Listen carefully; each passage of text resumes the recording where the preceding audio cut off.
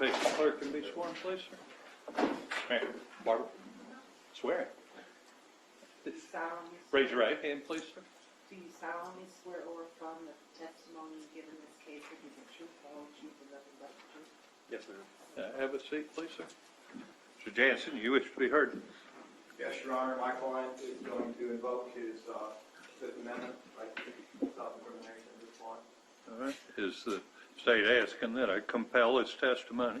The state is so requesting, Your Honor, here under the subpoena for the state of Florida. All right. Mr. Winchester, the state of Florida has asked that I compel your testimony. I do direct that you answer any questions. Any testimony that you give cannot be used against you, or the fruits of what you say cannot be used against you. It is immunized by the state's request. Therefore, I would direct that you answer the questions. Anything else, Mr. Yes, Jansen? Your Honor. We would request that all questioning by the defense lawyers and by questions by potential jurors and by the court would also be under that umbrella of immunity. Okay. Is the state requesting that? Yes, Your Honor. All right. So that be so ordered. Yes, and you've already done this, Judge. I think it's an order dating on the 20th of September. We want to preserve it on the record. Okay. My ruling is consistent with the order I previously entered. Thank you, Your Honor.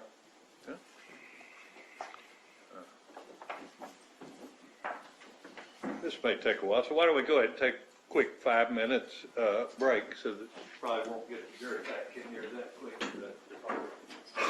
You're right.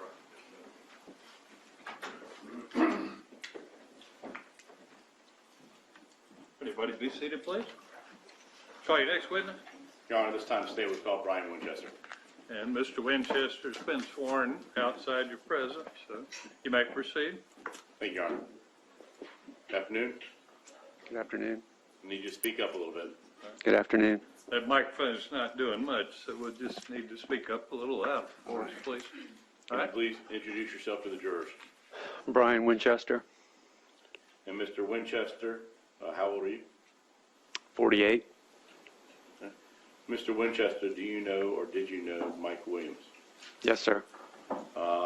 Prior to 2000, how did you know Mike Williams?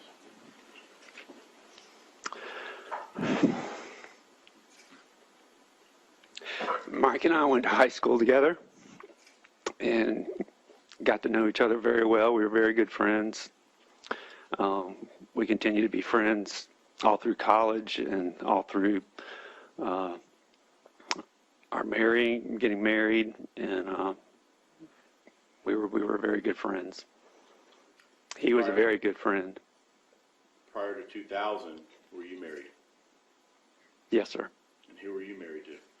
Kathy, And how long had you known Kathy prior to 2000? from high school. Would you, Mike, and her all go to high school and college together? The four of us all went to high school together. Yes, sir. Who's the fourth? Denise. And what was Denise's relationship to Mike? Denise and Mike were high school sweethearts. My wife, Kathy, and I were high school sweethearts. We all dated in high school and off and on through college, and then ended up all getting married. And it's my understanding both that you and Kathy had a child, Yes, sir. little boy, Yes, sir. and that Mike and Denise had a little girl. Yes, sir. Were they roughly the same age? Yes, sir.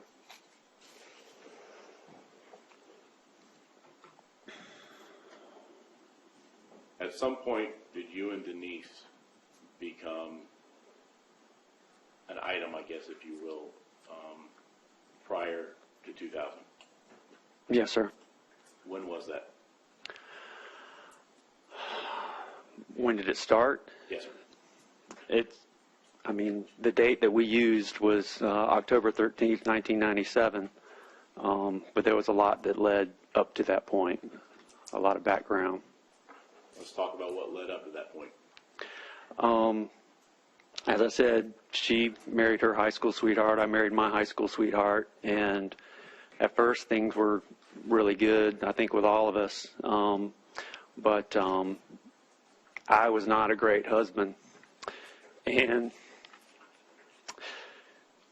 spent a lot of time away doing hobbies and just stupid stuff. And at one point, I found a note in my first wife, Kathy's purse.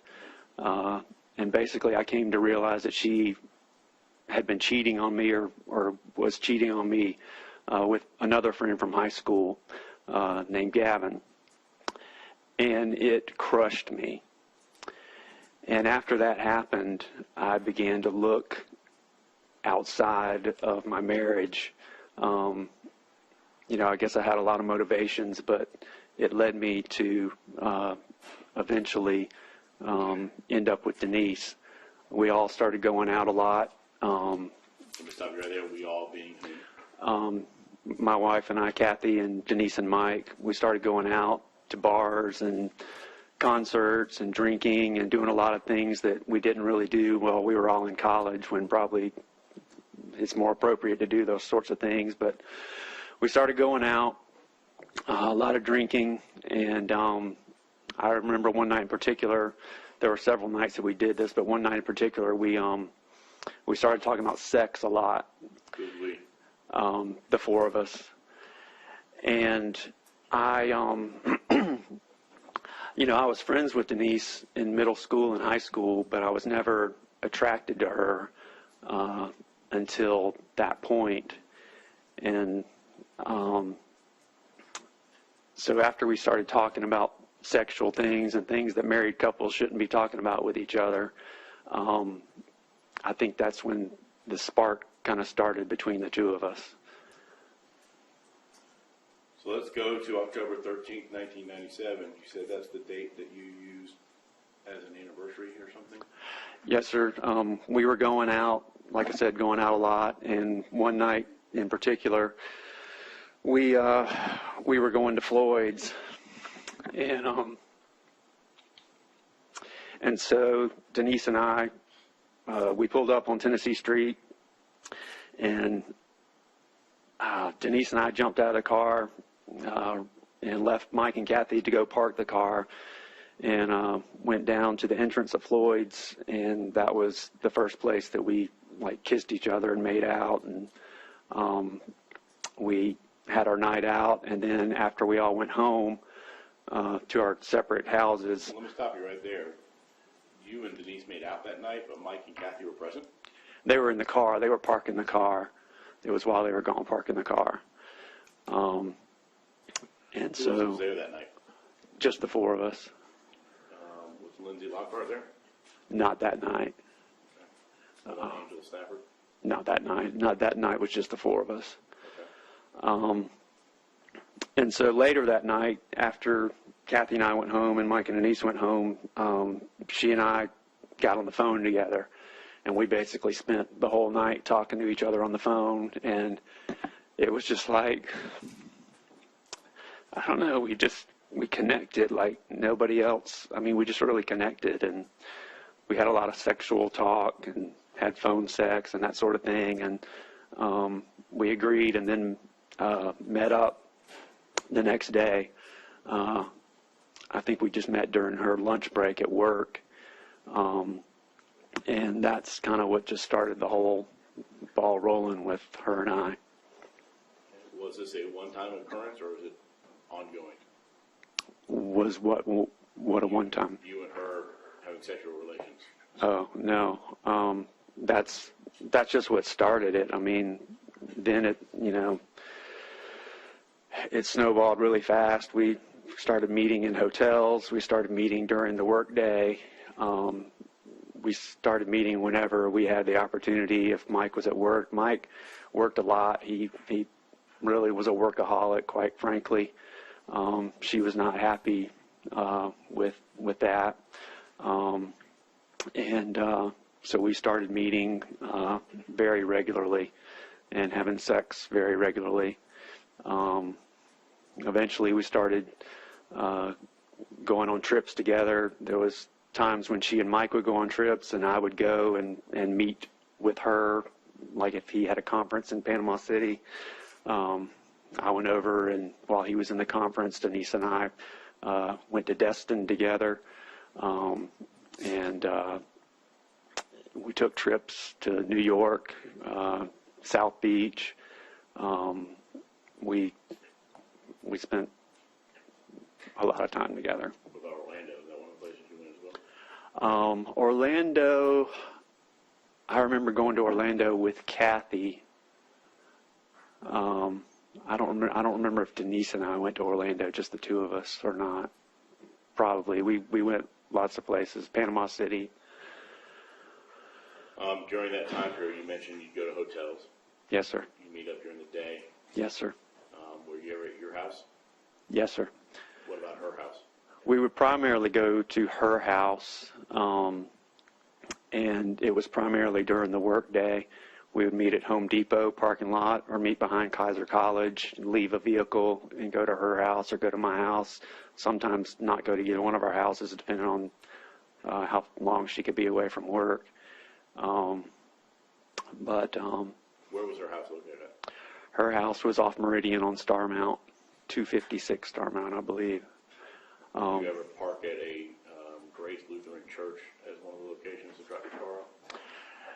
There was a church in the woods off of Meridian, and I would park at that church, and there was a drainage ditch that ran from the church through the woods into her neighborhood, and I would walk down the drainage ditch, and then there was only a short distance that I would have to walk from the drainage ditch down Starmount to get to her house to kind of be undercover, I guess. But there was a church on Meridian, on Miccosukee. I don't know why we parked at churches a lot, but I guess empty parking lots. But there was a church off of Miccosukee Road that I would leave my car at occasionally after they moved to Miccosukee Road to Midyat as well. Okay, when was that? Well, I mean, it wasn't. They moved to the Miccosukee Road. When did they move there? I don't remember exactly. I would say about a year and a half prior to Mike's death, if I had to guess.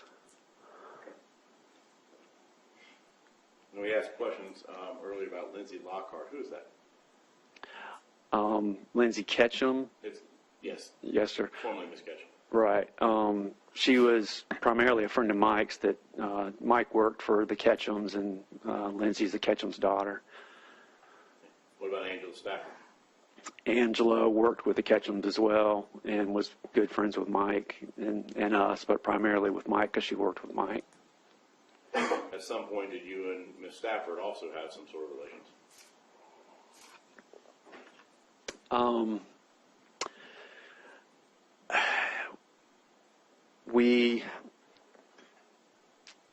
When you say relationship, yes, sir. I believe it was my birthday. It was either my birthday or Angela's birthday on one occasion.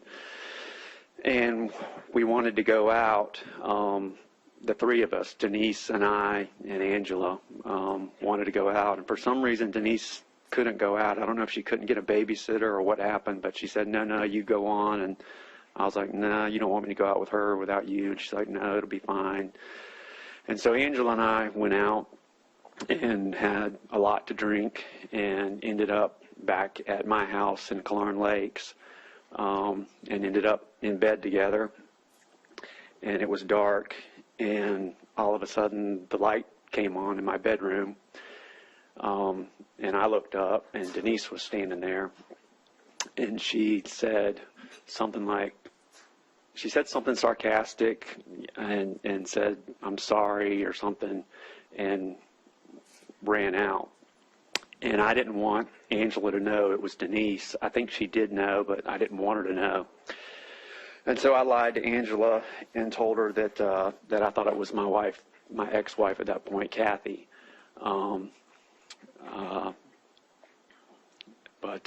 So this is after Mike's death? Yes, sir. But is it before you and Denise had announced that y'all were dating each other? Correct. We were hiding it at that point.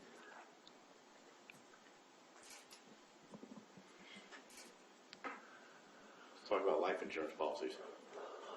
What is it that you did for a living back in 2000? Part of my job was to sell life insurance. Did you sell life insurance policy to Mike Williams? Yes, sir. I sold him 2 different policies. I sold him one policy early on. Say early on, when we're talking. He may have even, well, no, we wouldn't have been in college. It would have been right after we graduated from college. So Which is when? 93, 94, somewhere in there. Pretty early on, because I think at first he had his mother as a beneficiary, and that was a $250,000 policy. And that was before he was married to Denise. Eventually, after they got married, he changed the beneficiary on that policy to Denise. And then, you want me to talk about all that I know about his policies, whether I sold them or not, or? Let's talk about the $1 million policy. Okay. So that was the first policy that I sold him. And then after, was it after Ansley was born? I believe it was after Ansley was born. Yeah, it was after Ansley was born. He and I talked about increasing his coverage. And whose idea was that? To increase it? Or was it a mutual idea?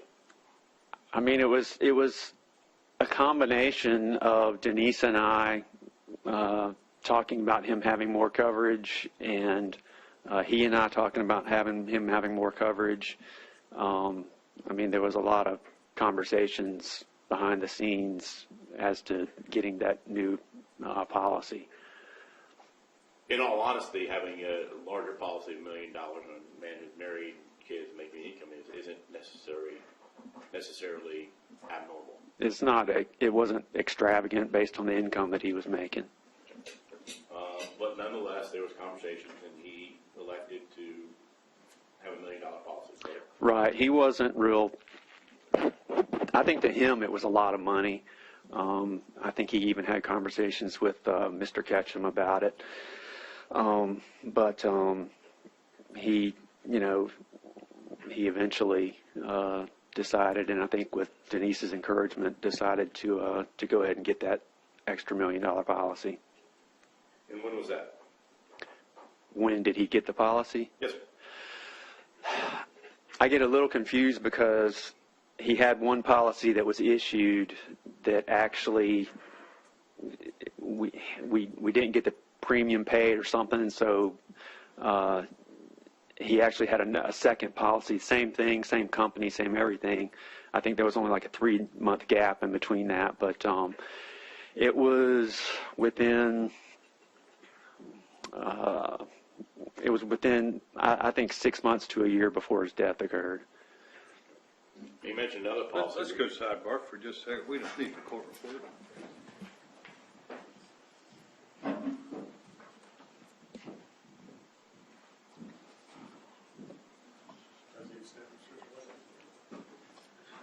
Sorry, did it right that?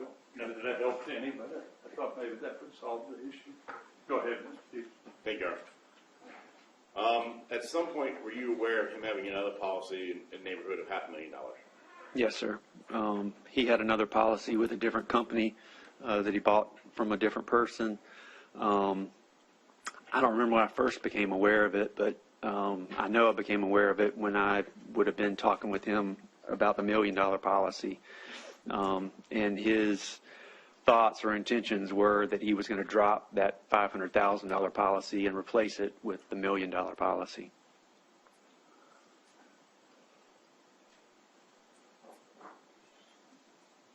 Well, let's fast forward to the year 2000. At some point, were there thoughts of how you and Denise could be together? Yes, sir.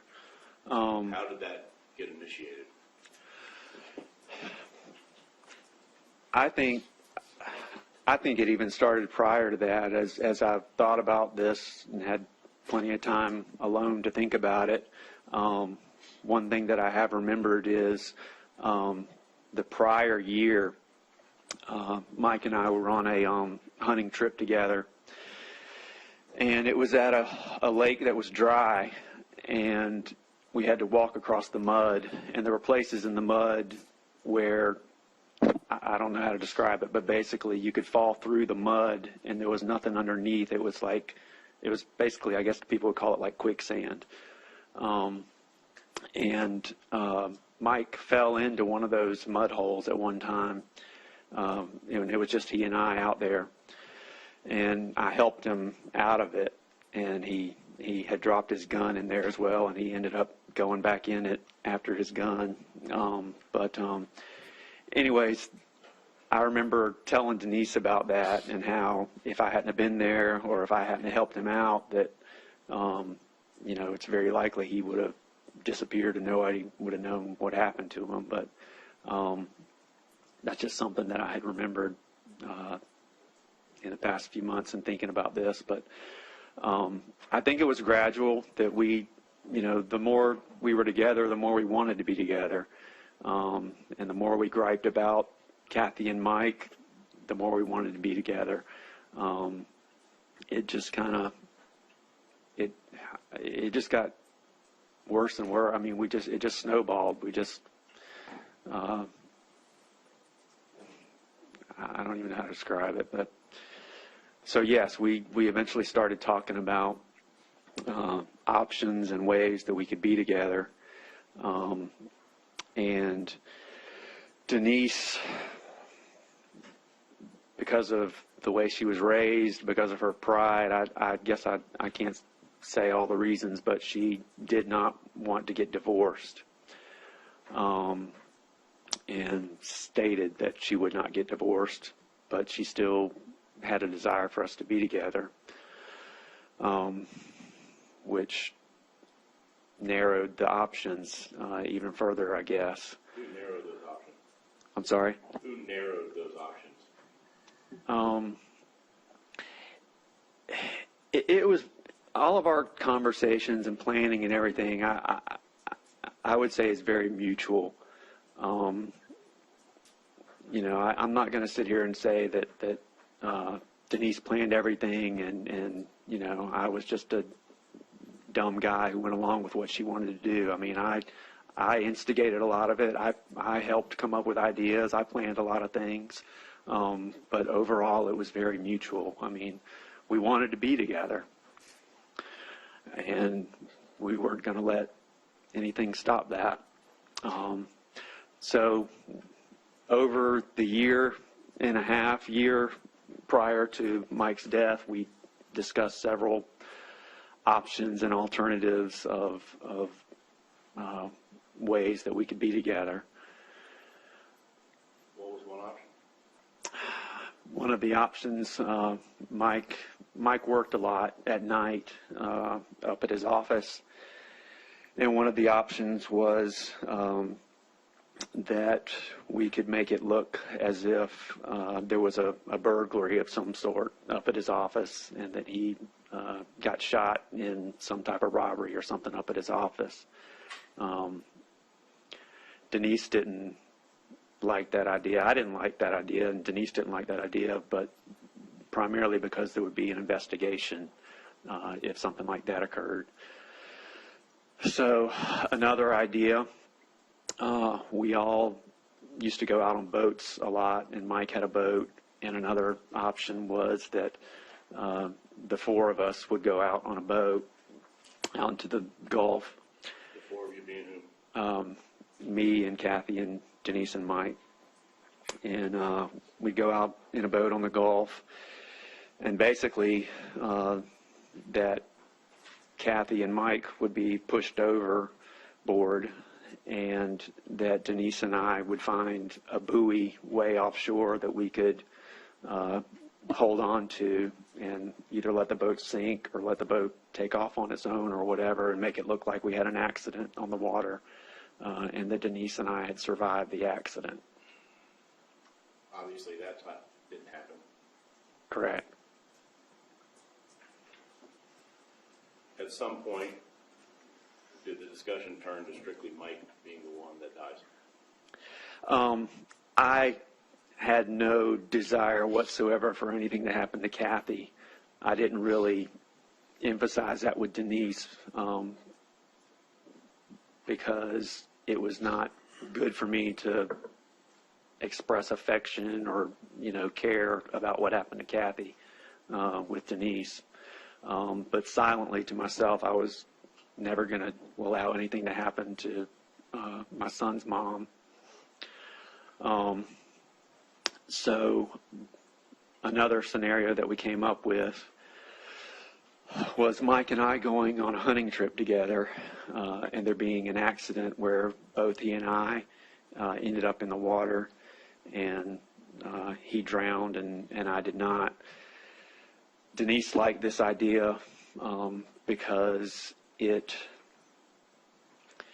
don't know how to word it exactly, but she felt better, I guess, about herself, or we could feel better about ourselves if there was a chance that he could make it out of it.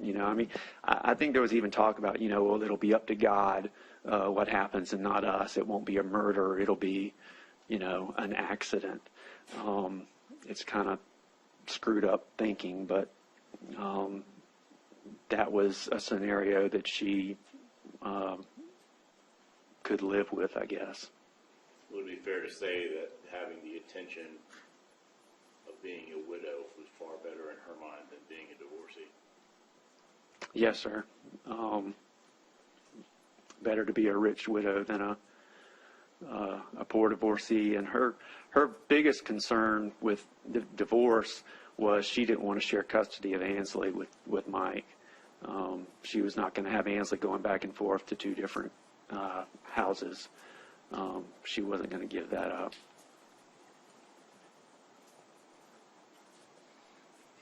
The drowning scenario, did you take any further steps to make that happen?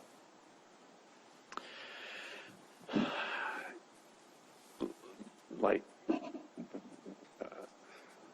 what do you mean take any steps to make that happen? Like what happened? Did you try and do that? Yes, sir. So there was a limited time that we could make that scenario occur because it had to be during the duck season. There's only certain days that you can actually go hunting in duck season. And it had to be at a place where, in my opinion, it would have been successful, which kind of ruled out all of the local lakes around Tallahassee, because the lakes around Tallahassee are mostly shallow. Lake Seminole is a lot deeper. Let me ask another question. You talked about the life insurance policies and the $500 lapsing. Did that also factor into your equation? Yes, sir. There were a lot of things that were kind of pressuring us for this to happen when it did. One was Mike had intended for that policy, the $500,000 policy, to lapse. He was not intending to continue it. And so behind his back, Denise paid one more. I can't remember if it was quarterly or semi-annual premium, but we kept it going one more premium period. And we knew we weren't going to be able to keep it going perpetually, that he would eventually see this money, hey, it's going out of the checking account for that policy that I didn't want anymore. So there was that. He was becoming a couple of things. He was getting angrier and angrier about the fact that she wasn't having sex with him. He and I took a trip in November out to Arkansas together. So we spent 20 hours in the car together, and I heard a lot about how unhappy he was, with Denise. And he was not happy with not having sex. Of course, I didn't want him having sex with her. She didn't want to have sex with him, but so he even talked about moving away. He talked about moving out west. He talked about all kind of, things, but he was becoming very unhappy, and he was also becoming suspicious. He raised his suspicions with me, not about me, but about Denise on that trip to Arkansas, that he thought something was going on with her. He He thought she was using drugs. He thought he had seen money disappearing. She'd been taking cash withdrawals out of the ATM, which I knew was for travel for us when we would go out of town. But he kind of thought it might be for drugs or something. I think he even approached Denise's mom about it at some point, asking her about it. But so also their anniversary was coming up in December, and What was their anniversary date? the 16th or the 17th, I believe. 16th, I believe it was. And he planned for them to go to Apalachicola and stay at the Gibson Inn over there.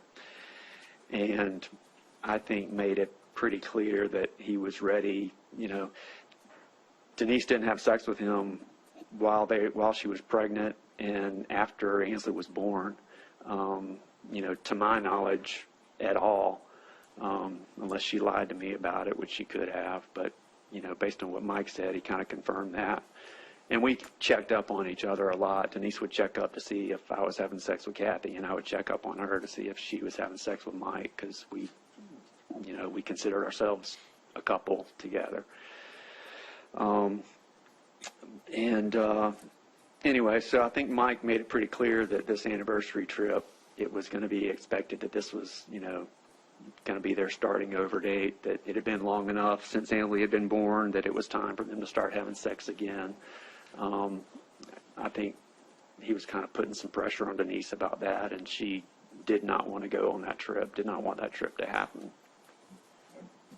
So was the plan made, I'll take steps to kill Mike? Yes, sir. So, you know, we decided that was the plan that we were going to go with. Well, let me ask you a question. You earlier talked about time of the essence because of duck season. Why is it important for the duck season aspect of this? Well, because that was the plan, was he and I to be on a duck hunting trip together and to go to Lake Seminole. So duck season only lasted from Thanksgiving until the end of January. It may have even been shorter back in those days, but there was a short time frame that the season was in. And then within that season, you know, we couldn't necessarily go every single day. You had to, in some places, you can only hunt on Wednesdays and on the weekends, Saturday, Sundays. So we knew our window of opportunity was closing, basically. So it was decided that that was the plan we were going to go with. And there were several things involved. Denise really didn't have to do a whole lot other than come up with an alibi for herself and make sure that Mike went. I had to do, you know, more, obviously. But it was decided that Mike and I would go on this trip. I had to, you know, I wanted to make sure he was going to show up. So, you know, there was a week prior that this was planned, and then that it didn't occur before the actual time that it did occur. Let's talk about that. The week prior it was supposed to occur? Yes, sir. So a week prior, we had it set up that this was going to be the date that the trip was going to occur. So Mike and I planned to go, you know, on the trip. And then late the night before, I believe it was before midnight, and I believe Mike was at his office, and he called me and he said, I can't go. Denise has called me. She doesn't want me to go on the trip. And I was very surprised, shocked, kind of. And I was like, okay. And because we had, you know, made all this plans for this to happen. And so I can't remember when I called Denise. I think I called her immediately after I hung up with Mike, just to see, you know, what is going on. I mean, because this isn't something you need to be wishy-washy about. And I can't remember if I talked to her that night or if it was the next day, but we talked very shortly afterward. And basically it was just a cold feet kind of thing. And she, got cold feet at the last minute. So At we. that point, were the plans off? Wasn't going to happen? It wasn't that the plan was off, but we talked about it, and we had several, more conversations that, look, this is either we're going to go forward with this or we're not. I mean, we're either going to be together or we're not.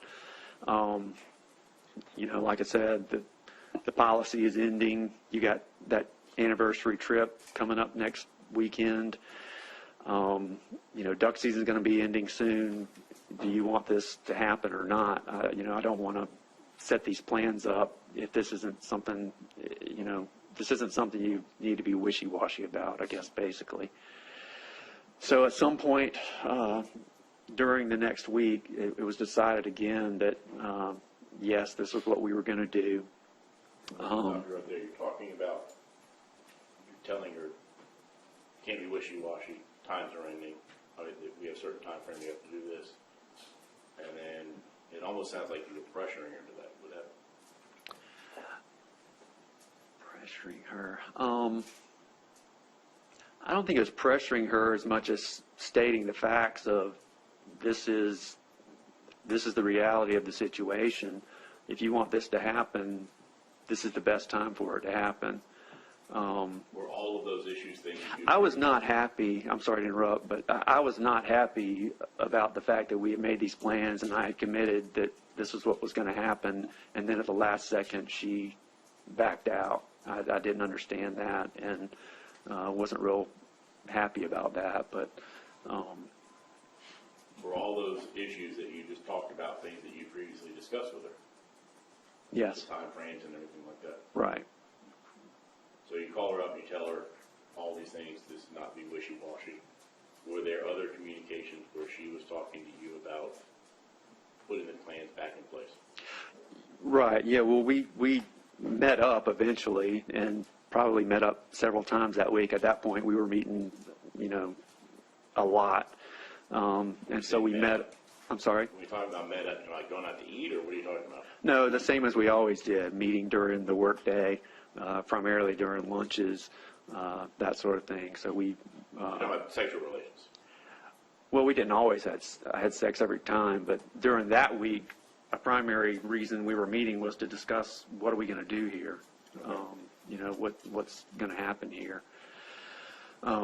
So we met up during that week and talked about it and came to the conclusion again. And I remember where it was. It was at Roden Cove, at the boat ramp at Roden Cove. Where's that? On Lake Jackson off of Meridian Road, at the end of Roden Cove Road. But we decided that this is what we were going to do. We're not going to back out at the last minute. And in a sick sort of way, it was kind of like, well, if God wants this to happen, this is what's going to happen, because the plan, again, was that it was going to be an accident and, there would be a chance that he could get out of it. You say you met up. Why meet up rather than phone calls or something like that? Any particular reason? Well, it's not necessarily something you really want to talk about on the phone. We weren't really that concerned or paranoid about that sort of thing at that point. But we just met up routinely because we wanted to meet each other, because we wanted to see each other and be together. All right, so then at that time you meet up at the Cove and make a decision. Yes, sir. So what's supposed to happen? So it's the same plan. It's same night, just a week later. And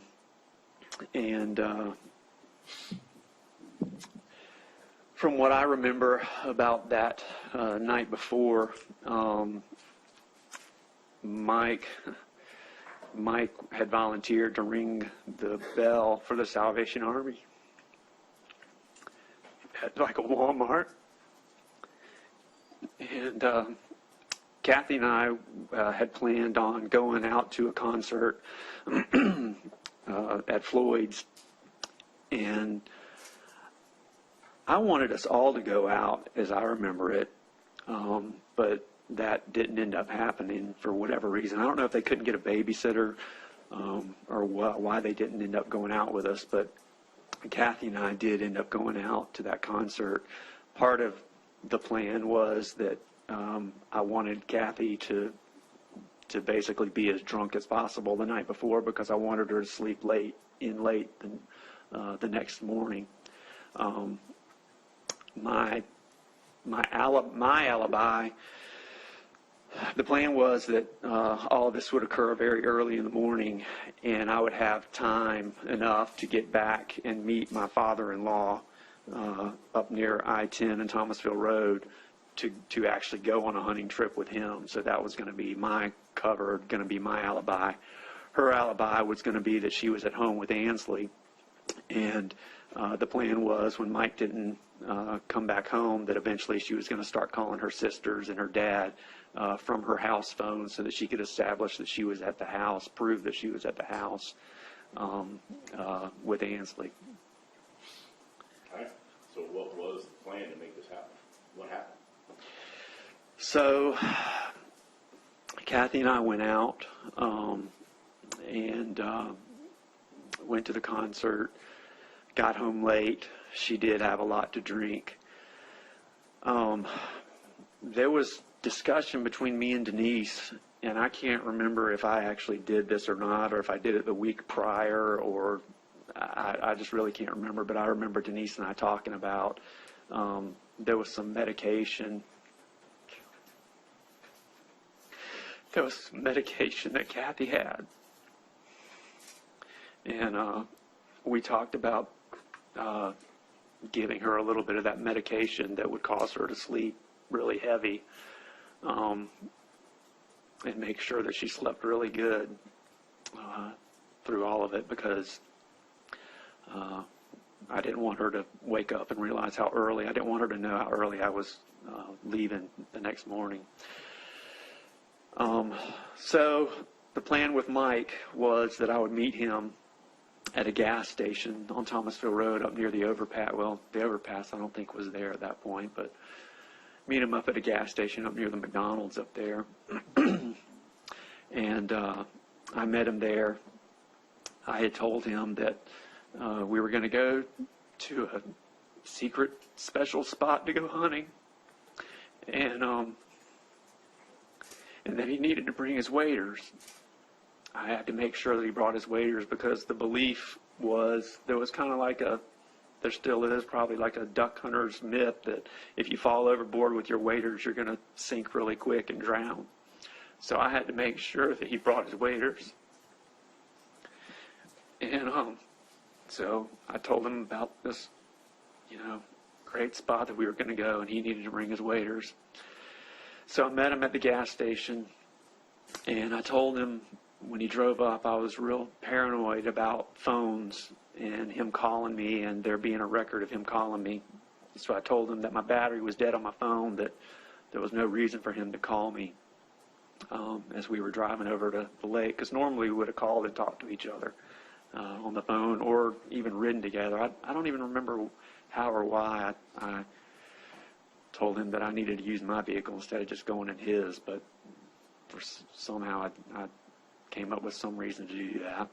Stop you right there real quick. You said that you called him and tried to get him and make sure he was going to get the waders. When did you call him and talk about that? I don't remember specifically. We talked several times.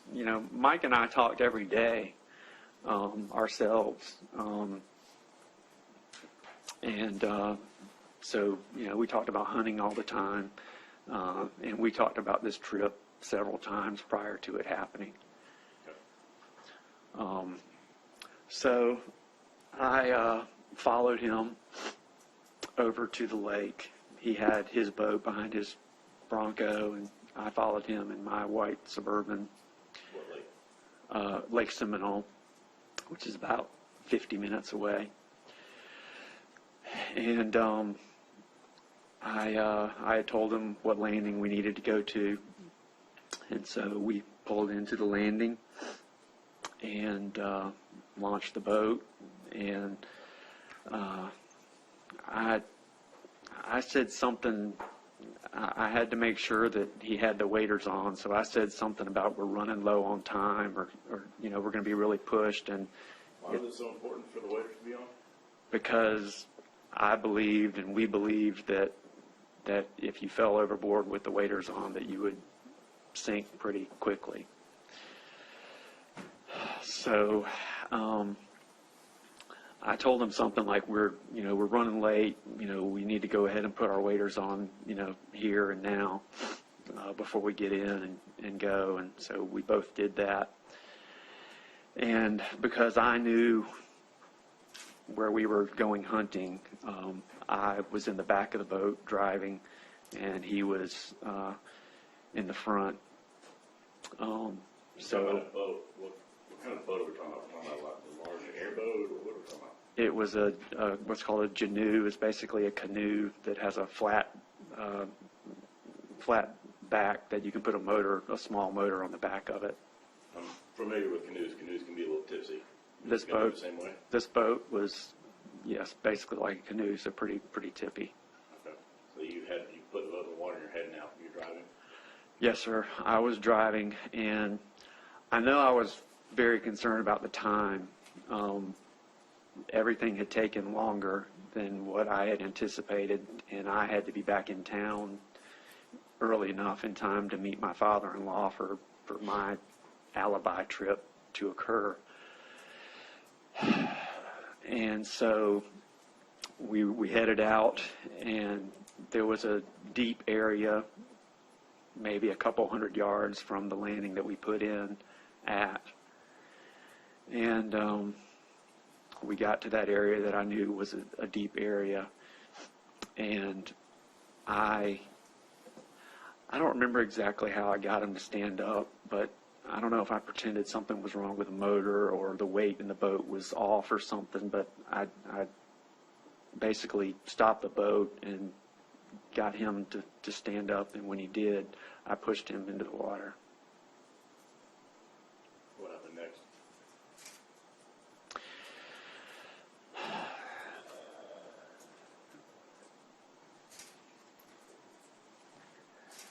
So he was in the water, and he was like struggling, and the motor of the boat was still running, and I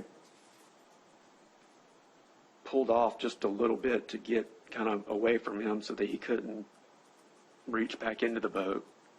And I didn't know it at the time. I didn't know if he was trying to swim, or I didn't know what was going on, but what I came to find out, or eventually realized, was he was taking the waders and the jacket off.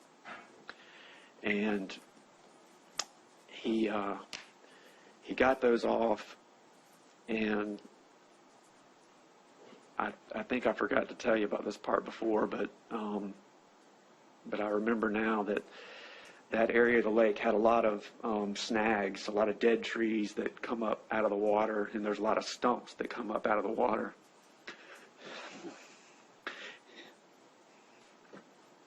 And he swam over to one of those stumps and held on to it.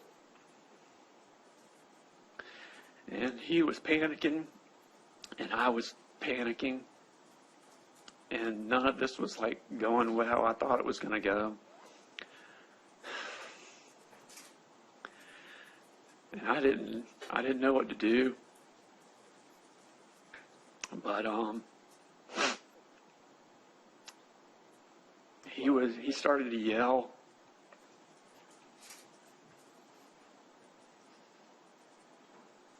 and I didn't know how to get out of that situation.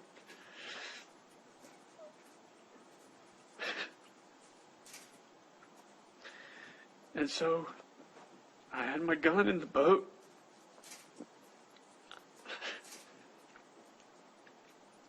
and so I loaded my gun, and I just I made 1 or 2 circles around, and I ended up circling closer towards him, and he was in the water. And as I passed by, I shot him. Where did you shoot him? In the head.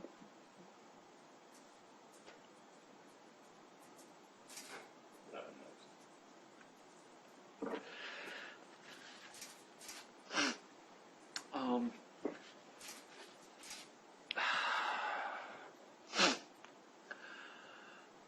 So when I shot him, it was dark, and there was a bright flash when that happened. And I didn't want to see what happened, so I closed my eyes when the instant of that flash happened. And the boat was moving as this happened, and so I turned back around and came back to where he was, and got to the stump. And I knew I couldn't leave him there being shot. So I was going to have to do something to cover this up. And I reached down, and he wasn't far under the water, but like my whole arm got wet. And I remember wondering, how am I going to explain that my arm is soaking wet? And I was afraid I was going to have to jump into the water. But I reached down, and I grabbed a hold of him, and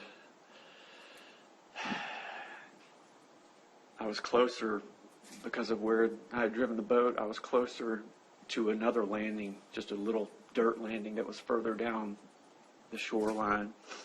And so I decided to motor the boat and pull him over to that landing over there.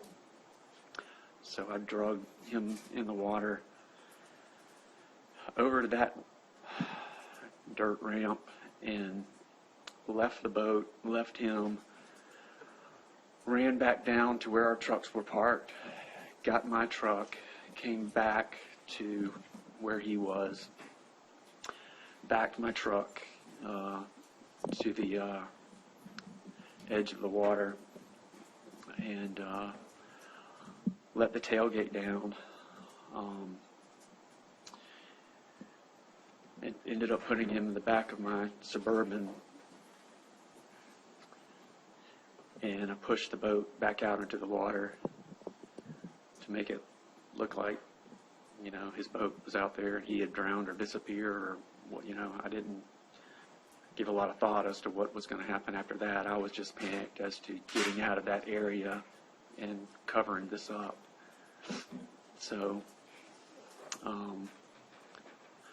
I realized it was probably getting too late at this point to meet up with my father-in-law, but I was still going to try. And I sped. Winchester, let me stop you for a moment. You said that you were able to loaded him into your Suburban. Yes, sir. How big was Mike? He was a little bit bigger than me. He was a little heavier than me. We were pretty close in size, but he was a little bit bigger than me. How much do you weigh? Back then, probably 170, something like that. How were you able to get a man that's 175 pounds, dead weight, into the back of your Suburban by yourself? It was not easy, and it was not pretty.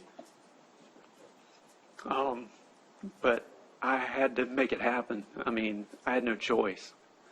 And I can't even explain how your body feels in that kind of a situation. I don't unless somebody's been to war or something. I don't even know how to explain. But you have so much adrenaline pumping through your body, it's just crazy. But it wasn't pretty, and I made a purposeful decision to never view him, to look at him. But I backed the truck down, and there was an angle to the ramp. So the back of my truck was angled down toward the water, and I backed it all the way down to the edge of the water. So there was no distance involved. But yes, he was very heavy, and it was not easy to do that, but I had no choice. You said you were concerned about meeting up with your father-in-law at that point.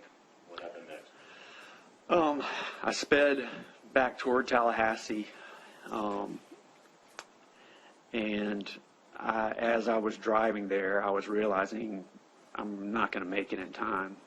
I didn't want to call him because I didn't want to turn my phone on. I didn't want there to be any record of where my phone was at.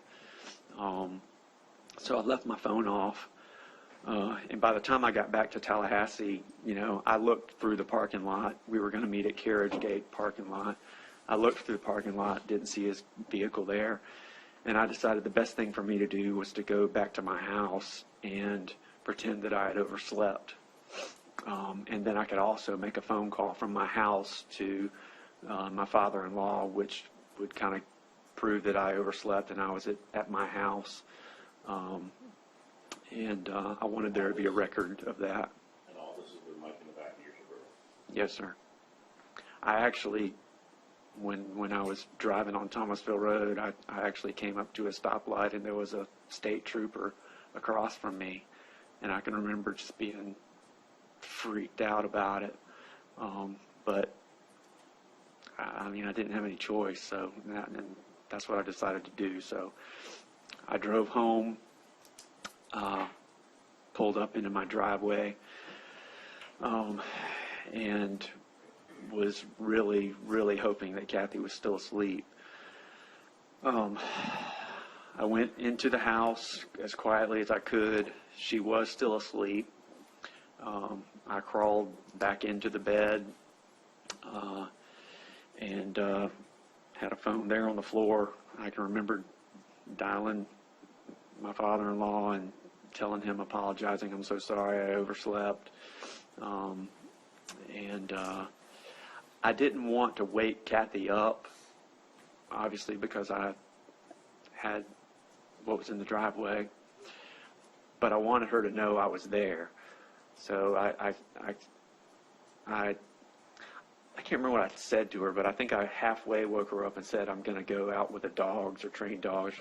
I trained dogs at the time and was gone for hours at a time from the house doing stuff like that. But I don't remember exactly what I told her, but I wanted her to know that I was there, to confirm that I was there, but not wake up and start asking me any questions about what happened, why'd you oversleep, anything like that. So I did that. And then I went back out to the driveway to leave. When I went out to the driveway, my driveway was angled, and I was walking behind my truck, and I saw out of the back tailgate, blood was coming out of the back of my tailgate and dripping onto the driveway. And that freaked me out. So I rinsed that off and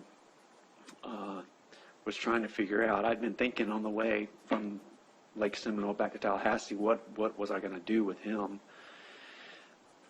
And I don't know when I decided, but ultimately I decided it had to be close and it had to be quick, and it had to be obviously a location that he wouldn't be found. And I decided on an isolated dirt road boat ramp down at Carr Lake, but I had no tools, and at that point Carr Lake was very low. Parts of it were dry, and like the other lakes, there were areas in the lake that had puddles of water or mud. And my thinking was, if I got him there, I could take him out to one of those water holes or mud holes and put him in one of those, and that would be a safe place that he wouldn't be found. But I had nothing to do this with, so I had to go to a store. And I'm 90% sure the store that I ended up at was Walmart. And I bought a shovel, I bought a tarp, and I bought weights, like weights that you lift weights with, because I was thinking that I would use the weights to weigh his body down in the water or a mud hole or whatever. While I was in that store, I actually ran into a friend of ours, Mike Phillips, and I actually totally forgot about running into him or having any conversation with him until I ran into him later during the search for Mike Williams at the lake. And he said, "Yeah, I remember seeing you that day. You were in a panic. You were in a hurry." And he was thinking I was in a hurry to go search for Mike, but I was actually in a hurry because I was trying to bury Mike. Anyways, I bought those things at the Walmart and drove to Car Lake down to the end of the road, turned my truck around backwards, backed down to the landing. And, my thinking was I was going to drag him way out into the lake. And so I got the tarp and put it on the ground behind my truck, pulled Mike out, put him on that tarp, kind of wrapped him up. And as I pulled him, instantly, I knew there was no way I was going to be able to move him any distance at all. That he was just too heavy, and that wasn't going to happen. So I had to find somewhere close, and it was a really grown-up area. And like I said, the lake was almost dry, so the water was down, and I decided to put him down in the lake bed itself, kind of on the edge of the lake, so that eventually when the water came back up, that area would be underwater. And it was hidden from the road somewhat.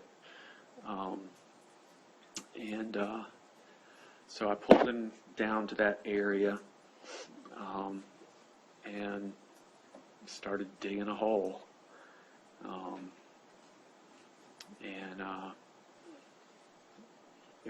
It was hard.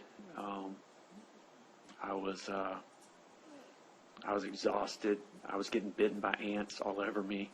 I remember being scared that I was going to have to explain why I had ant bites all over me because there was ants where I was digging. Actually, while I was doing this, I heard a vehicle coming down the road. And so there were bushes there anyway, but I kind of made sure everything was flat and you couldn't see it from the road. And I ran back up to my truck, and a guy drove up. He was coming down there to go hunting out on the lake itself.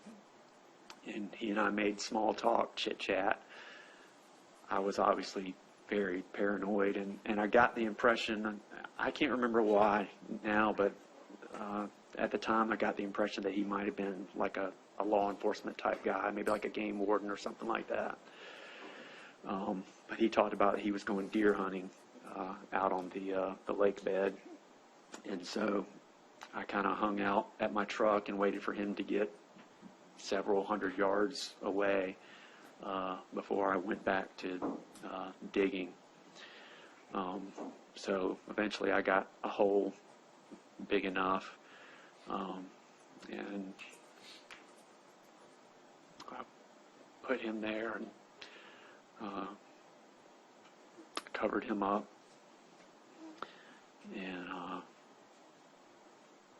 made sure it didn't look suspicious as well as I could. But now I still had a problem because my truck had blood all in the back of it. And it was getting later and later in the day. And I knew at some point people were going to start calling me. There was a family Christmas with my wife's family up in Cairo that we were supposed to be going to that afternoon or that night. I was just running out of time. And so I put the shovel in the back of the truck, and I knew I had to clean my truck up. And I think at that point, I can't remember the order. I can't remember. I went two different places. I went two different places to clean up my truck. One of them was I went to my parents' house and parked. They have a big lot, and I parked toward the back of it and tried to use a hose to clean out the truck. And I think I went there first because it was closer to where I was, but it wasn't working very well. And I realized I needed to have like a pressure washer. And so I left there and drove around trying to find a car wash that had a pressure washer. And there were none on my side of town. So I ended up at Tharp Street in Old Bainbridge. There's a car wash there that had pressure washers. And I cleaned out the back as best as I could there. And after that... Let's stop for a second. Yes, sir. Buried him in the car lake. At some point, do you, for lack of a better term, go about your business, go to Cairo, meet Kathy and everybody in the family? Right. After I cleaned up, I'm sorry. Basically, did you go up to Cairo, meet Kathy and the family? Yes. Okay. At some point, were you contacted about Mike being gone, missing? Right. Who contacted you? My recollection is that my dad called me and said, Mike's missing. Whenever that happened, what did you do? And let me back up. When was that? I remember it being on the drive home from being up at Cairo for the Christmas party. So was this the same Saturday? Yes, sir. Okay, in the evening hours? Yes, sir.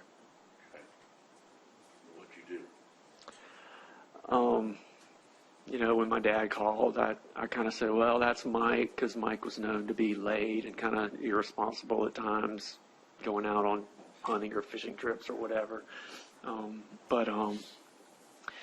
I said, I'll get back there and we'll, go look for him. And so got back to town, met up with my dad, and went with him over to Lake Seminole. That night or next day? That immediately when I got back to town. Okay. There were a few people over there with boats, mainly friends and family.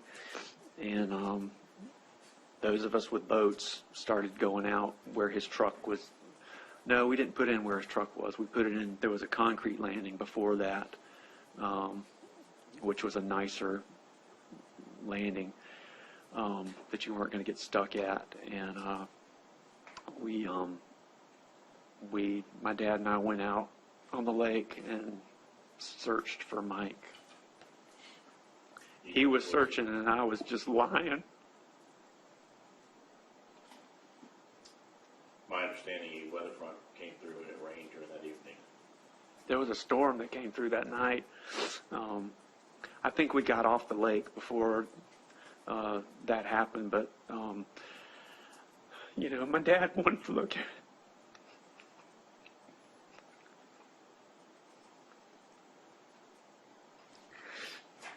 I think we were the last ones on the lake, and my dad didn't want to give up. My dad loved Mike.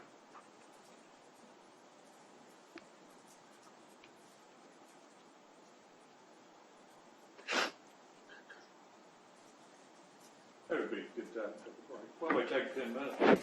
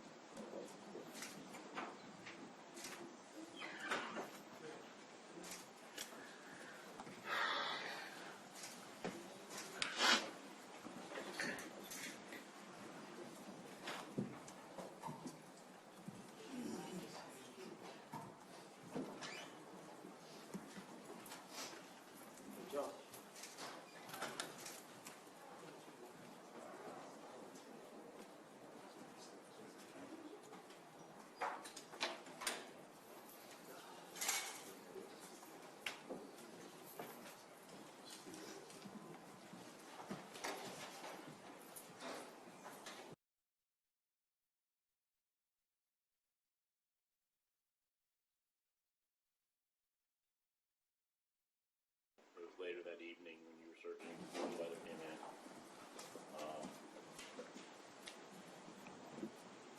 Did you find anything that evening?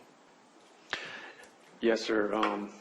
I didn't really, I knew where Mike's boat was, and I didn't really want to be the one that found it. I would rather somebody else had found it, but my dad was just real determined, and,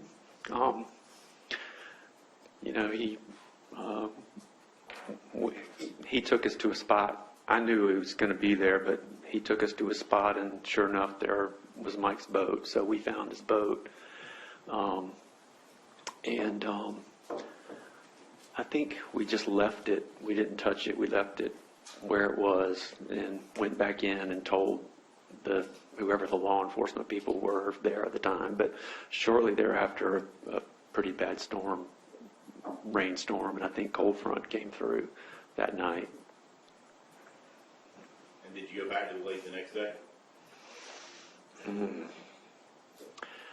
I'm sure I did. The next 2 months are kind of a blur for me, but yes, I spent lots of time at the lake during the search because I kind of wanted to monitor what was going on. I wanted to put up a good, front to look like I was out there looking like everybody else. But I was out there a lot. At some point, a hat was found on the lake. Is that not? A hat? Yeah. Yes, sir. Were you the one that found that hat? I was not the one that found it. I was the one that put it in the water during one of my searches on the lake. Denise and I were getting concerned that nothing else was being found out there. And I was hoping that his waders and jacket and all would be found to kind of confirm that he had drowned there. And I wanted to keep the searchers in that particular area. So I took a hat that was similar to a hat that Mike used, which was real distinctive. It had a weird looking bill on it and stuff. And when I was out there with another friend of mine, I threw it in the water in that area because I wanted to keep the people in that area, because I wanted the waders and the jacket to be found to confirm that that's where Mike was and where he went into the water. Was that hat eventually found? It was. And you were asked to identify it? Yes, sir. You told law enforcement it was Mike? Yes, sir. You brought up a point about you and Denise had concerns, right? We're talking at that point. Mm-hmm. Following Mike's murder on the 16th, what communication did you have with Denise? I can't remember the first time that we talked. We had prearranged that obviously our communication needed to be minimal, both by phone and in person. Obviously, we weren't going to be meeting up in parking lots and having sex and doing all that was normal for us to be doing. So we had decided that, it's just too close to me. You can push back a little bit. It's a little louder than it used to be. It feels like I'm at a concert. But so we had decided ahead of time that we really needed to minimize our contact. I got a lot of information about Denise and what was going on with Denise through Kathy, who was going over to her house and seeing her and talking to her. Denise kind of sequestered herself up in her bedroom and didn't want to be around a lot of people during that time, which was smart of her to do. And so I got a lot of information from Kathy, but eventually, she and I talked. And there never was a conversation that was like, well, did it all go according to plan? Or, first of all, I didn't want to talk about that because that was not the plan. What happened with Mike was not the plan that Denise and I had come up with.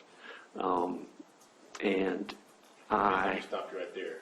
I want to make it clear, the plan didn't play out the way you wanted to, but it certainly was it the plan that you and Denise had discussed to actually have him killed? The plan was for his death to occur, but it was not for it to occur in the way that it did. I mean, the plan was for him to fall in the water and for him to have a chance to survive it. But obviously that's not what happened, and I didn't want to tell Denise that. So we never had a conversation that was like, did it all go according to plan? But it was quite obvious from the circumstances that Mike was gone, and she assumed that what we talked about, the plan that we had made, she assumed that that was what had happened. It wasn't until years later that I tried to and somewhat told her that that's not what ended up happening. Right. So at some point you and her started talking again despite the distances. When was that? The first time, I'd be guessing. I mean, I would say a few days before we talked. I'm sure the first time we talked was just on the phone. It was a little while before I saw her in person because I remember being kind of nervous, and I just knew it would be weird to see her because of what we had done. I just knew it would be weird to see her after that, kind of to face each other after that. But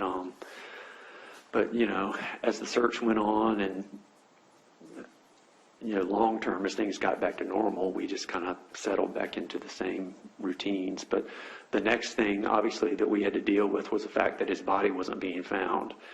And so the concern between she and I then became, well, if his body's not found, what's going to happen with the life insurance? Okay. Is the conversation you're having with her? Yes. Okay. And what is she saying? What is her concern? Well, that if his body's not found, what's going to happen? Is she going to get the money or not? Did you and or her take any steps to facilitate that? To facilitate her getting the money? Yeah. I was not in a hurry to push that issue. I felt like we needed to kind of lay low on that and not appear to be, the eager widow ready to cash in on her life insurance. Also, she was getting, at that time, insurance companies were paying a ridiculous amount. I think 8% they were required to pay on death benefit proceeds. So she was earning 8% as long as the money sat there, which you couldn't get that outside in a bank or anything like that. So I knew the longer it drug out, the better it was going to be. And we talked about that. Again, it was actually my dad, because he was concerned about Denise, and he wanted her to get her money so she could pay her bills. And he pushed it through the hoops that needed to happen for her to end up getting the money quickly as she could. But what he came to learn, what we all came to learn, was she was going to have to get a death certificate issued by a judge through a court. So probably my dad or me hooked her up with an attorney, Kurt Hunter, and she talked with Kurt about what needed to be done. And I think basically she had to file a petition with the court stating everything that happened, talking about what a wonderful marriage she had with Mike. There was no reason for him to run off on her. I can't remember what all had to go in the petition, but we talked about that ahead of time. And she ended up filing a petition, and it was granted, and she was issued a death certificate, so she was able to get the money.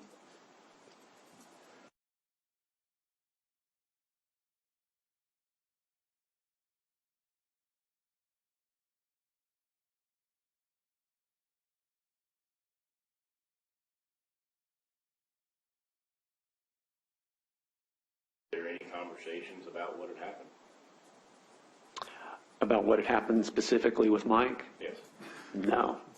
Okay.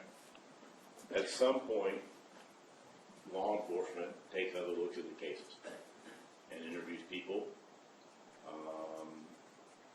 Did y'all have any conversations about that? Well, this was years later, and a lot transpired in between Mike's death and law enforcement getting involved. I think it was 3 years later, maybe. But the first thing that happened with me was I just got a call from a deputy. I don't remember if it was a Jackson County sheriff officer or a investigator with FDLE, but I got a call from somebody, and they wanted to talk to me about Mike Williams and the case, and I agreed and went into FDLE on Riggins Road there and interviewed with two gentlemen there. And it became quite clear to me during that interview that they were suspicious of what happened, and not only that, they were suspicious of me and Denise. And I think even after I left that interview, I called her immediately and was freaking out, that this was going on. And right there. So you've gone in, you've done an interview. You mentioned that there were a lot of things that happened prior to that. And this is approximately 2003, 2004, something like that? Yes, sir. Right. So prior to that occurring, had you and Denise talked about a possibility of what you would do if law enforcement started investigating this? Yeah, I mean, we basically weren't going to say anything. We had the word that we put on it was we had an agreement that she would never say anything about me and I would never say anything about her, because we knew, or we felt like, that as long as neither one of us talked, that nobody would ever, find out what happened. So we called it our agreement, basically, and we were probably pretty arrogantly confident in that agreement, I guess. Did you and her take any steps to ensure the fact that wiretaps or having a conversation with her, code words, code signals, things like that? We didn't get that way until after law enforcement started looking into things. The other thing that made us really paranoid was Denise. At first, Denise was allowing Cheryl, Mike's mom, to see Ansley, and taking Ansley, Mike and Denise's daughter, Ansley, out to Cheryl, Grandma Cheryl's house. And on one of those trips out to Cheryl's house, Denise found a notebook that Cheryl had, and she had written her suspicions about Denise and me and what had happened with Mike. And when Cheryl was in another room or something, Denise read that and came back and told me what she had read and really freaked out about it. And at that point, didn't want didn't want any contact with Cheryl, really. But between that and law enforcement getting involved, we became very paranoid about being monitored. So we agreed and talked about we weren't going to talk about anything on the phones anymore.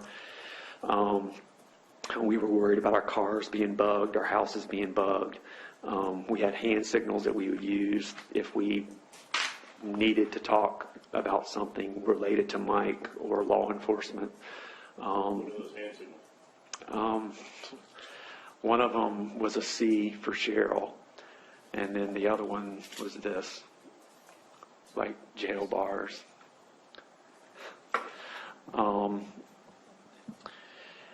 So when we did that, we knew that one or the other of us had something to talk about, and we would usually go, there is a park next to Denise's house.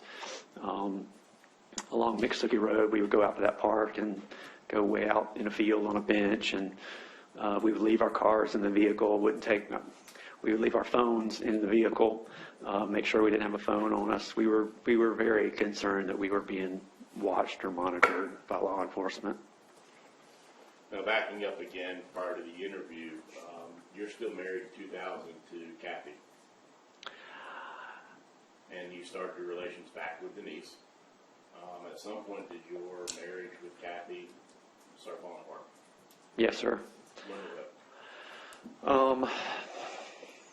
I mean, it had started, when Denise and I started our affair in '97, but after Mike was gone,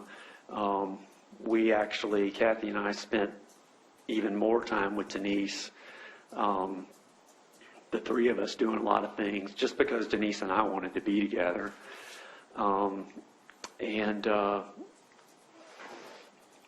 And yeah, things just got worse and worse. I mean, Kathy, told me later, that after Mike was gone, it was like there was no reason for me and Denise to be apart from each other. She made comments like that, but I think she was suspicious of us, all along. But I never admitted to Kathy that Denise and I were having an affair, obviously, and that was just kind of basically the next step in the plan. But it couldn't be right off because that would look bad. So Kathy and I ended up staying together.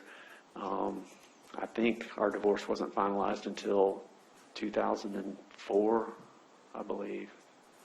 At some point, did you and Kathy separate prior to the divorce? Yes, sir. At some point, was there a situation where you backtracked essentially and made a pledge to try and get back with Kathy and not go with me? Yes, sir. What was that about? There was a lot that led up to that. As you said, we were separated. So Kathy and I were separated. I had a house to myself. There was the incident that we talked about earlier with Angela Stafford, where Denise walked in on Angela and I in my bedroom. After that happened, Denise was furious, and she, we had a briefcase full of mementos, cards, notes, letters, pictures, videos, all sorts of things. She left my house and went to her house and burned it all. She was very angry with me. I didn't know it at the time, but she actually was having sex with a guy that she worked with at work. And I think when she caught me with, I'm sorry? Yes, sir. And so when she caught me with Angela, I think she decided at that point, well, I'm going to drop Brian and pursue a relationship with Mr. Bunker. And so things just basically went to hell with me and Denise. And long story short, I just realized what a disaster my life was at that point. And Denise and I we hadn't broken up. She had basically dumped me for Chuck. And I found myself at church one day on July 4th, heard a sermon about freedom. I felt like I was a slave to all that I had been living for, in my relationship with Denise. And I had I guess you would call it a spiritual awakening or conversion, however you want to term it. eventually, the relationship with Denise and Mr. Bunker went haywire and south.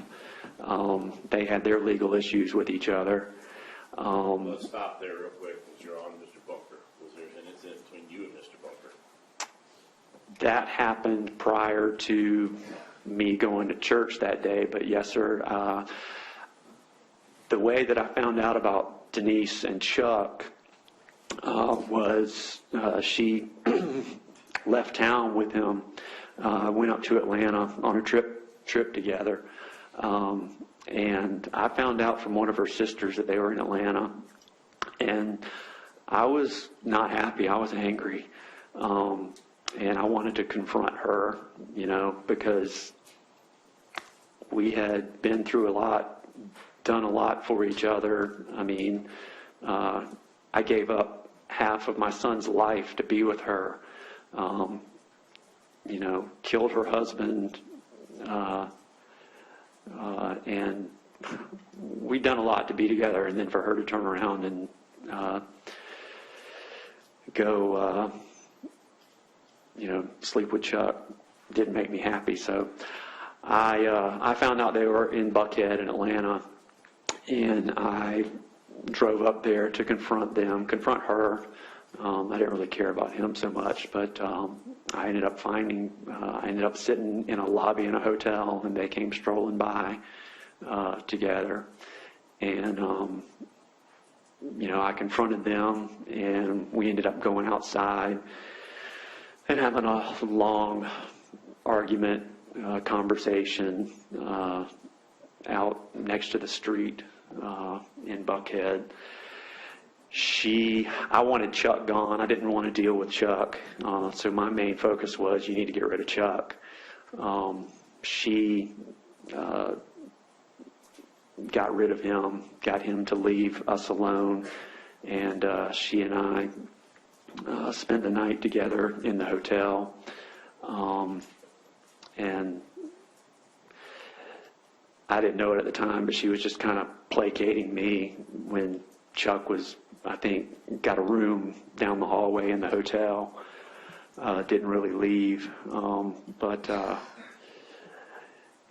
so we had that incident, and Denise told me later that the way that she got rid of Chuck was she told him that if he didn't leave, that I could have her turned in for insurance fraud, which I thought was just, it blew my mind that she told him that. I couldn't believe that she admitted that to another party. Did you hear her say that, or is that just what she told you? She told me this later, and we argued about it later.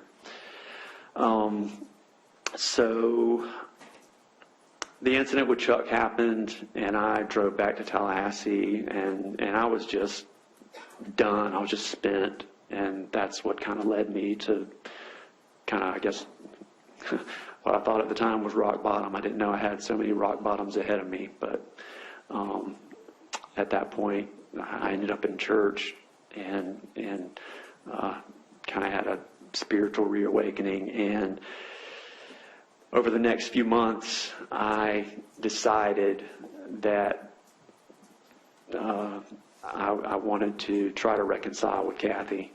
I still loved Denise. I still wanted to be with Denise. Eventually, Denise and Chuck's relationship imploded, and they had their, legal issues and whatnot. And so they broke up. My dad actually helped Denise through all of that. So they break up. You tried to get back with Kathy? They broke up, and Denise kind of had her own spiritual awakening. And I know this sounds all screwy, but we wanted to be together still, but we both agreed that the right thing for me to do was to try to get with Kathy. And if Kathy decided that wasn't going to happen, then we were free to be together. Is that what you did? And so, yes, I tried to reconcile with Kathy. Did that work out? Not well. Eventually, you and Kathy end up in a divorce. Yes, sir. We ended up getting divorced. And so we're free to be together. When Mike's. When was the divorce with Kathy?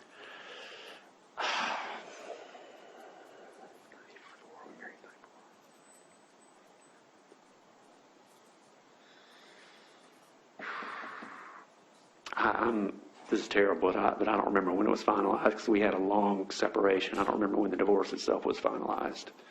At some point, did you and Denise start becoming public with your dating? Yes, sir. After the divorce was finalized and we decided enough time had passed from Mike's death, we decided it was okay for us to gradually start dating. And we talked about it with a lot of people. There were some people that took it well. There were some people, like her family and her dad, who took it horribly. But we did start dating. Eventually, you got married. And then we got married in 2005. We were still concerned about the law enforcement side of it, but as time passed and nothing happened, we became less and less concerned about it. You say that you were still concerned. Did y'all have communications between each other on about what would you do if law enforcement ever interviewed? Right. Things would come up in the media. We would see things online or in the news. Cheryl, never gave up and kept pushing things. And so from time to time, that issue would be raised. And I always wanted to talk about things a lot more than Denise. Denise did not like to talk about anything related to that usually. But we would typically not talk in the house. We would typically talk, out at Lake Ella or a public place or wherever where we felt like we weren't being monitored, even at that point. And did y'all have an agreement to pact the agreement not to talk to law enforcement? Yes, we promised each other that neither one of us would ever say anything. Because we knew the only way that we felt like the only way they would get anything would be if one of us talked. And I was concerned about Denise if she ever got under that pressure, whether she would hold up to it or not. Kathy actually warned me. I think the first time I heard Kathy talk about it, she said, Kathy was trying to get me to talk, but basically she said, you can't trust Denise and she'll throw you under the bus the first chance she gets. Would it be fair to say that you made assurances to her, that being Denise, that you had not told anybody else about this particular case? Yes, sir. And did she make assurances to you that she had not told anybody else? The only person I knew of was Mr. Bunker, but she didn't say that Mike was murdered or anything like that. She just supposedly. Insurance part? Right. Okay. Now, in 2016, you were there was the kidnapping arrest, Yes, sir. and following that, you confessed to the murder of Mike, correct? Yes, sir. You led law enforcement to his remains. Yes, sir. The conversations with Denise leading up to the murder, did they occur in Leon County for the most part? Yes, sir. The conversations with Denise following the murder, where the agreement was never to talk to law enforcement, did that occur in Leon County, Florida? Yes, sir. Whenever she set up her alibi to stay at home and make phone calls, did that occur in Leon County, Florida? Yes, sir. Talked a lot about Denise Winchester, or Williams, formerly Winchester. Do you see her in the courtroom today? Yes, sir. Can you please point to her and indicate an article of clothing? An article of clothing, the pink sweater. May the record please reflect and indicate the defendant is Denise Williams. I have no further questions at this time. You can step out. Guard, Mr. Winchester. So we had talked with I had talked with the attorneys earlier and decided that it was too late to start into the cross-examination by the defense. It's not fair to make them go a little while and then break up their cross-examination. So I hope it doesn't break your heart, but we're going to break for the evening. It's pretty reasonable time. Just leave your notes where they are. Don't discuss the case with anyone. Don't let anyone discuss the case with you. Let's stay off the internet and the social media. Don't review any media accounts of what's going on here. Let's be back tomorrow at 8:45, and so we can get started promptly with this. Parking arrangement will be the same, so they'll bring you up the back way. Now, if somebody ended up over here, I don't know exactly who. Don't go to the front of the courtroom. Come to the back so we can get you in the jury room. Don't need to be hanging out over here with the witnesses and so forth. Make sure before they leave, everybody's clear on where they're coming and what the plan is. Anybody confused or have an issue about? If not, we'll let you step out with the bailiff. We'll see y'all tomorrow morning, 8:45. Just leave your notes where they are.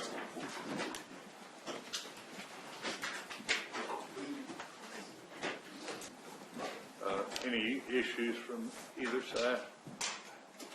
No, say no.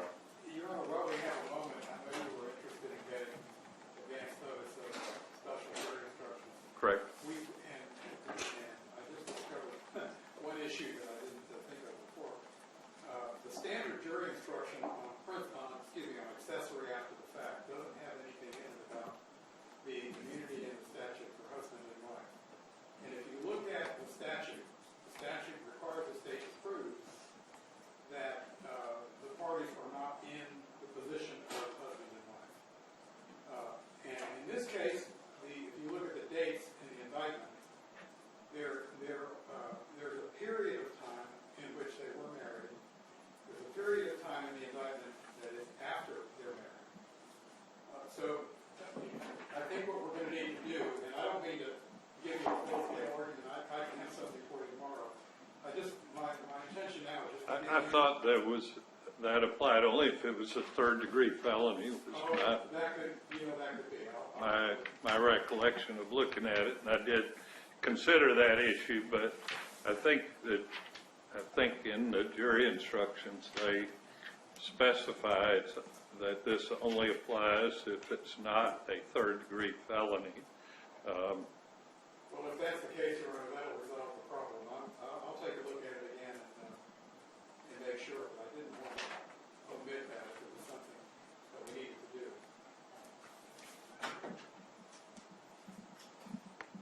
Right. If you look at 777.03, the accessory after the fact, 1A goes to, what you're talking about, wife or other family member, and such crime was a third-degree felony. I think you need to look at it and be certain of it, but I think that's the provision that would come into play. And maybe this is not an issue at all. But, and if you think an instruction is appropriate, draft something for me. But anything else? So how we doing time-wise, Mr. Hughes? A little bit behind schedule, but not much, and we make up for it probably tomorrow. I think we'll be all right. We're still in the 2.5, 3 day range, so even with the door. Yeah. Okay. Mr. White? I anticipate having all my contact my witnesses, and even ones traveling, so I'll be here Thursday morning. We would not anticipate getting the defense case tomorrow based on where we are now. Right. Certainly not tomorrow. Maybe. I mean, it would look like sometime Thursday, probably, right? Yes, sir. If I got my days right. Sometimes you get the trials and the days escape you, but yeah. So sometime Thursday, I would think we'd be into the defense case. Yes, sir. That's what I anticipate, Ron. Okay. All right. Anything else? If not, we'll see y'all 8:30 tomorrow morning. Yes, Ron.